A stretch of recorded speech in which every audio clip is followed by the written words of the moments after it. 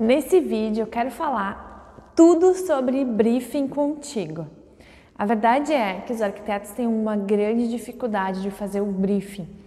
E de fato, a gente não aprende a fazer isso na faculdade e nem em lugar nenhum. Então a gente se forma e não sabe como fazer uma entrevista com o nosso cliente. Mas antes disso, não esquece de curtir o vídeo, deixar seu comentário e se inscrever no canal, porque aí eu consigo alcançar ainda mais arquitetos como você que precisa de ajuda nessa hora. Bom, se você tem dúvida, tem medo, não sabe muito bem como fazer um briefing, então fica até o final desse vídeo, porque eu vou falar absolutamente tudo que eu faço hoje no meu escritório para que eu tenha cerca de 99% dos projetos aprovados na primeira reunião. Exatamente.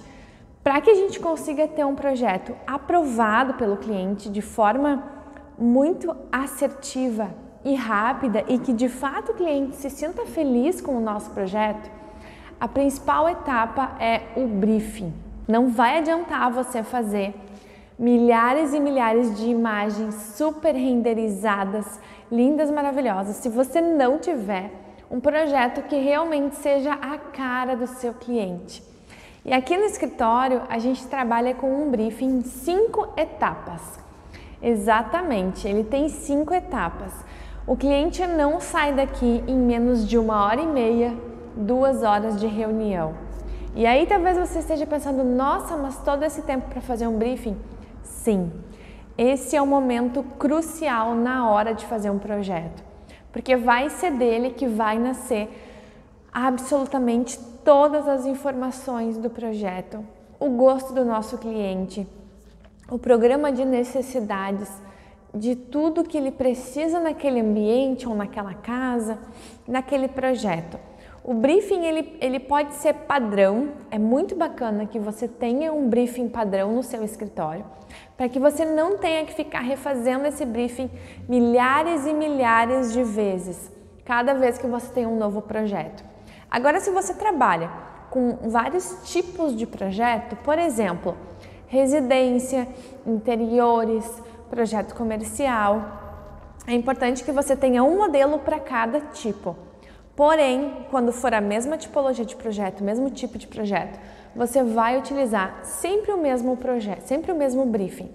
Então, tenha padronização de tudo, para que você tenha agilidade e rapidez na hora que um cliente contrata o projeto. O maior erro dos arquitetos na hora de fazer o briefing é fazer o briefing de forma rápida, né? Acredita que sentar com o cliente, conversar um pouco, é algo que incomoda o cliente, né? Que deixa ele desconfortável, e muitas vezes a gente também se sente desconfortável por achar que está invadindo a privacidade do cliente, por achar que está sendo inconveniente em fazer tantas perguntas, mas o fato é que é muito importante que você faça muitas perguntas para o seu cliente. Mas o melhor de tudo, que você faça perguntas de forma assertiva, que de fato faça o seu cliente pensar sobre aquilo, faça ele refletir sobre o que realmente é importante para ele. Só que sim, o briefing não pode ser feito de forma rápida e muito objetiva. Você precisa criar uma conversa com o seu cliente, porque senão as chances de dar errado são muito grandes. Então, nunca mais faça o seu briefing de forma rápida. Sente com o cliente, ofereça um café, tenha uma conversa descontraída com ele. É fundamental que você converse o máximo com o seu cliente para entender nos mínimos detalhes tudo que é importante para ele. Bom, e como funcionam então? 5 etapas, né? Aqui no escritório, a gente tem as 5 etapas. A primeira etapa, a gente faz perguntas gerais. No caso de uma residência, as perguntas gerais seriam o quê? Qual é a metragem do terreno? Quantos dormitórios você gostaria? Sala, janta e cozinha integrados ou não separadas? Quantos banheiros você gostaria? Ou quantas suítes, né? Espaço gourmet, não quer espaço gourmet, integrado com a casa ou não? Lavabo, garagem, pé direito duplo, né? Posicionamento da escada. São perguntas gerais, são perguntas da estrutura do meu projeto. Se, por exemplo, é um projeto comercial, você vai perguntar a um restaurante, por exemplo, quantos lugares você gostaria, quais os ambientes são necessários nesse projeto, né? Então, a primeira etapa do briefing, você vai falar sobre a parte estrutural, que vai ser essa parte mais, digamos assim, será basicamente os ambientes do projeto, né? É o projeto como um todo. É interessante pensar que quando a gente vai entrevistar o cliente, a gente precisa ir aprofundando no assunto aos poucos. E o que eu quero dizer com aprofundando aos poucos? Você vai perguntando das perguntas gerais para as perguntas mais específicas, porque a gente precisa entender que o nosso cliente, ele é uma pessoa leiga. Ele não, muitas vezes ele sabe o que ele quer, mas ele não sabe transmitir de fato o que é importante. Ele não sabe transmitir o gosto dele, né? Ele pode falar, eu adoro o estilo moderno, mas será que o moderno que a gente, né, que nós arquitetos enxergamos como moderno, é o moderno para o nosso cliente? Talvez não seja, porque para ele ver algo que foi recém-lançado, ver algo que é uma tendência, para ele pode ser moderno. Então a gente não pode também rotular as denominações dentro da arquitetura como moderno, clean, porque cada pessoa vai ter uma interpretação desse estilo. Então, de que forma que a gente faz uma leitura do cliente, perguntando o máximo possível de informações, mas sempre pensando nas perguntas mais amplas para as perguntas mais específicas, porque aí você ajuda o seu cliente a percorrer um caminho, né? Uma linha de raciocínio. Ele vai entendendo as perguntas mais amplas e você vai conduzindo ele para as perguntas mais específicas. Então, a primeira etapa do briefing é essa, são as perguntas gerais. Esse é o primeiro passo, então, para você construir um briefing assertivo. A segunda etapa do nosso briefing aqui no escritório, a gente vai falar sobre estilo de vida. Exatamente, a gente não faz só perguntas sobre ambiente, sobre mobiliário, sobre cores. A gente entende com profundidade a vida do nosso cliente. Então, quando eu falo estilo de vida, eu vou perguntar para ele como é a maneira dele de viver. Por exemplo, você trabalha, quais horários você trabalha, como é a sua rotina de trabalho, né? Em que momentos você está em casa? Quanto tempo você costuma ficar em casa? Você pratica atividades físicas? Não. Você tem algum problema de saúde? E aí eu vou literalmente entrar dentro da vida do meu cliente para proporcionar para ele ambientes que realmente façam bem para aquele estilo de vida do meu cliente. Então aqui eu vou entender como é basicamente a rotina do meu cliente. E por que é tão importante eu entender a rotina do meu cliente? Porque muitas vezes eu estou projetando um ambiente sem saber, por exemplo, que o meu cliente fica muito pouco tempo em casa. Vamos pensar que o cliente fica pouquíssimo tempo em casa e que ele precisa, por exemplo, ter um guarda-roupa super prático, porque ele chega em casa, ele toma um banho, troca de roupa e ele tem que sair.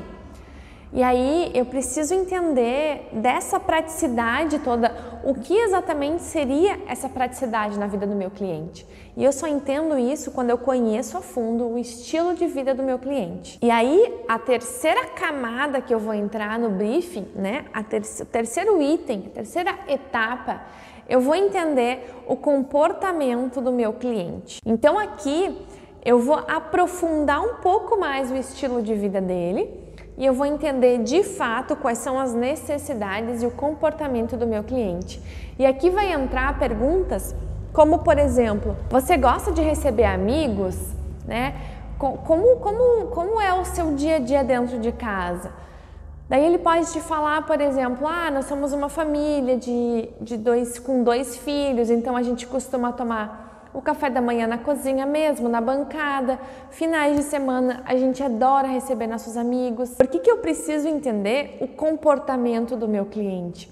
Para mim saber o dimensionamento do mobiliário, a quantidade de lugares, por exemplo, na mesa de jantar. Se seria interessante ele ter um espaço gourmet ou não. Que tamanho deve ter a churrasqueira dele para que ele possa fazer um churrasco e receber os amigos? Então, nessa terceira etapa, preciso entender o comportamento do meu cliente, como que ele vive dentro da casa dele. Lembra, estilo de vida é um conjunto, é desde as atividades fora de casa. Quando eu falo de comportamento e necessidades, eu estou falando de dentro de casa, então eu estou entrando numa nova camada. Então aqui eu preciso entender de que forma meu cliente gosta de viver nessa casa, né? Se ele recebe pessoas ou não, se ele tem o hábito de leitura, se ele costuma passar mais tempo no quarto ou na sala ou na cozinha. Eu preciso perguntar a maneira que o meu cliente vive, porque daí eu sou assertiva na hora de montar o meu mobiliário principalmente. E aí eu vou chegando na minha quarta camada, que é o programa de interiores de fato. Que aí eu vou perguntar para o meu cliente perguntas mais específicas, porque é interessante pensar, nosso cliente ele faz um caminho, né? Uma linha de raciocínio. Então primeiro eu vou perguntar para ele perguntas gerais, depois eu vou entender o estilo de vida dele, depois eu entendo o comportamento dele de viver. E durante essas perguntas, o seu cliente ele já vai pensando sobre algo que talvez ele nunca pensou na vida, que é, por exemplo, o seu estilo de vida ou, quem sabe, o seu comportamento dentro de casa. Porque se eu chego para ele direto e pergunto, fulano, você gostaria de 4 cadeiras ou 5 cadeiras na mesa de janta? Talvez ele vai te olhar e vai pensar assim, poxa vida, mas eu nunca pensei sobre isso. Agora, se você começa a fazer ele entender a maneira que ele vive, o estilo de vida que ele tem, ele vai se dando conta do que é importante, né? Ele pode, por exemplo, se lembrar, ah, verdade, eu comentei que eu gosto de receber meus amigos. Realmente, na minha casa, poderia ter mais 2 lugares na mesa de janta, porque normalmente 2 amigos acabam sentando na bancada. Você precisa trazer as memórias do seu cliente à tona para que ele te ajude a entender como deveria ser o ambiente para ele. Então, por isso que é tão importante eu ter todas essas etapas. Bom, mas a minha quarta etapa, então, é perguntar perguntas específicas. Aqui eu entro especificamente no meu projeto. Então, eu vou perguntar quantas gavetas, quantas portas, quanto sofá o meu cliente quer, uma mesa de janta para quantos lugares, o guarda-roupa, eu vou ter cabideiro, eu vou ter gaveta, eu vou ter prateleira. Aqui você vai entrar em profundidade dentro dos ambientes e das necessidades daquele ambiente, né? Bancada, sem bancada, cuba de embutir, de sobrepor, esculpida. Aqui eu vou entrar nos detalhes do projeto especificamente. E daí, por último, eu vou entrar na minha quinta etapa, que eu vou mostrar para ele referências. Aqui eu vou fazer um diagnóstico do estilo do meu cliente.